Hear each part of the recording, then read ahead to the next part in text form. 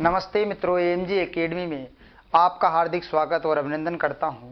AMG परिवार की ओर से हार्दिक स्वागत और अभिनंदन।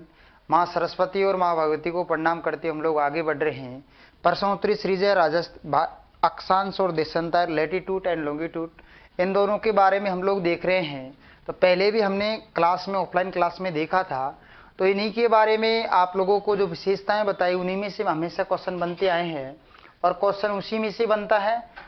उसकी विशेषता, पहली बात तो हम लोग विशेषताओं को बड़ा क्लियर करेंगे और विशेषताओं के बाद में हम लोग देखेंगे उसकी परिभाषा।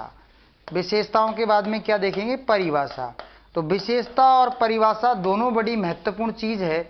आप लोगों को सारी हमने विशेषता और परिभाषा दोनों बता दी है, तो आप लोग उनको आराम से पढ़िएगा। जो चीज समझ में नहीं है आराम से वीडियो देखिएगा, उसके बाद में आपको क्लियर हो जाएगी। ठीक है, आ रही बातें समझ में? तो पहला क्वेश्चन हम लोग चल रहे हैं कि निम्न में से कौन सा वृहत्तम वृत्त का उदाहरण है? वृहत्तम वृत्त का मतलब होता है ग्रेट सर्किल। कौन सा ग्रेट सर्किल है? हम ग्रेट सर्किल की चर्चा करेंगे। तो इसमें मकर रेखा है क्या, कर्क रेखा है क्या, अंतरराष्ट्रीय तिथि रेखा है क्या, या भूमध्य रेखा है क्या? तो हम लोग इसे ग्लोब पर देख रहे हैं। तो इसमें पूछा जा रहा हम लोगों से कि कौन सा वृहत्तम वृत्त या ग्रेट सर्किल है। तो ग्रेट सर्किल का हम लोग चर्चा करें तो 0 डिग्री को जब हम देखते हैं तो ये तो अर्धवृत्त है, लेकिन 180 डिग्री को मिला दें तो ये पूर्ण वृत्त हो जाएगा। लेकिन ओनली ये तो यह कह रहा है कि वृहत्तम वृत्त, बड़ा वृत्त कौन सा होता है?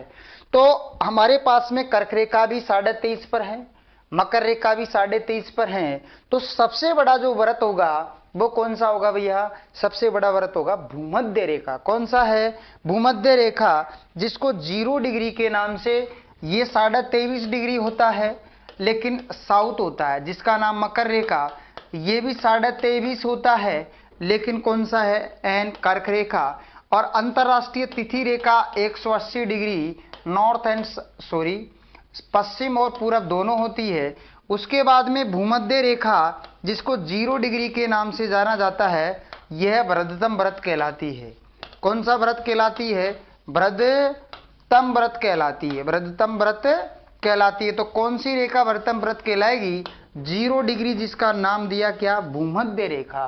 तो वृहत्तम व्रत में कौन सी आएगी? ऐसे क्वेश्चन आ रहे हैं भैया एग्जाम में, तो आप लोग बड़े ध्यान से देखिएगा।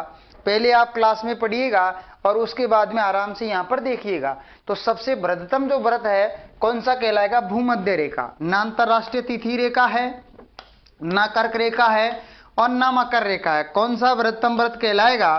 तो वो कहलाएगा भैया भूमध्य रेखा। और भूमध्य रेखा ऑप्शन में नहीं हो तो 0 डिग्री भी दे सकता है। वो कौन सी? 0 डिग्री अक्षांश रेखा।